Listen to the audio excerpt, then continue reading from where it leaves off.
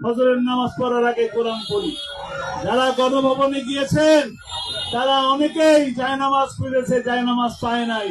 জায়নামাজের বদৌলতে তারা বড় বড় কাচের বোতল পাওয়া গেছে। কাজেই এই বাংলাদেশ 90% মুসলমানের দেশ। নারায়ে তাকবীর, আল্লাহু আকবার হবে এবং হতেই হবে। তবে এই বাংলাদেশের ঐতিহ্য, সংস্কৃতি, হাজারো বছরের ঐতিহ্য, সাম্প্রদায়িক সম্প্রীতি বজায় রেখে আমরা চলেছি। আমরা মাইনরিটি বলি না, আমরা খ্রিস্টানকে মাইনরিটি বলি না, আমরা হিন্দুকে মাইনরিটি বলি না, আমরা বলি আমরা সকলে বাংলাদেশি। আগামীতেও তারা আমাদের সাথে কাঁধে কাঁধ মিলে, কদমে কদম মিলিয়ে চলবে ইনশাআল্লাহ বাংলাদেশি হিসাবে। তারা অধিকারের আদায়ের আন্দোলন করার প্রয়োজন হবে না ইনশাআল্লাহ। সময় আসতেছে, আমরা একসাথে কাজ করব। এই দেশকে আমাদের মুরব্বীরা সোনার বাংলা গড়ার জন্য জীবন দিয়েছে। আজকে 53-54 বছর ধরে সোনার বাংলা করতে পারে নাই তারা, কিন্তু সময় আসবে এই দেশে ইনশাআল্লাহ সোনার বাংলা গড়ার মতন তরুণেরা, ছাত্র জনতারা, বিশেষ করে মুরব্বিয়ান যারা এই দেশকে প্রকৃত অর্থে ভালোবাসে তারা এগিয়ে আসছে। আর যারা স্বাধীনতার সপক্ষ শক্তির কথা বলতো আর রাজাকারের তকমা লাগাতো, তারা বাংলাদেশে থাকতে পারে নাই, থাকতে পারবে ওরা, থাকার কোনো সুযোগ নাই। আপনাদের মনে আছে আল্লামা সাঈদী বক্তব্যে বলেছিলেন, আমাদেরকে বলো মৌলবাদী, আমরা মূলবাদী।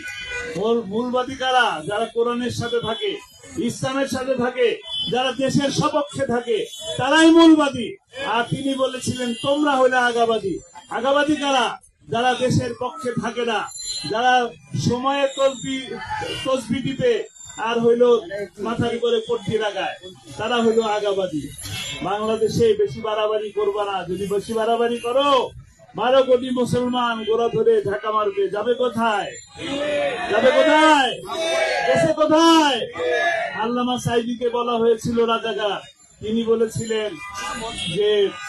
তিনি বলেছিলেন কোন বৈধ পিতার সন্তান আমাকে রাজাকার বলতে পারে না। তো তিনি বলেছেন, আমাদের সাবেক প্রধানমন্ত্রী তিনি বলেছিলেন শেখের বেটি পালায় না, কিন্তু শেখের বেটি কিন্তু ঠিকই পালিয়েছে। প্রমাণ করেছেন আল্লামা সাঈদী বলেছেন, যারা আমাকে রাজাকার বলে তারা অবৈধ পিতার অবৈধ সন্তান। কাজেই প্রমাণ হয়ে গেছে কোনটা বৈধ আর কোনটা অবৈধ। কাজেই আমরা স্পষ্ট আকারে কথা বলতে চাই এই কথা যে বাংলাদেশের বিরুদ্ধে কোন ধরনের ষড়যন্ত্র আমরা মেনে নেব না, বাংলাদেশের বিরুদ্ধে কোন ধরনের চক্রান্ত মেনে নেব না, বাংলাদেশের বিরুদ্ধে ধর্মীয় কোন চক্রান্ত আমরা মেনে নেব না।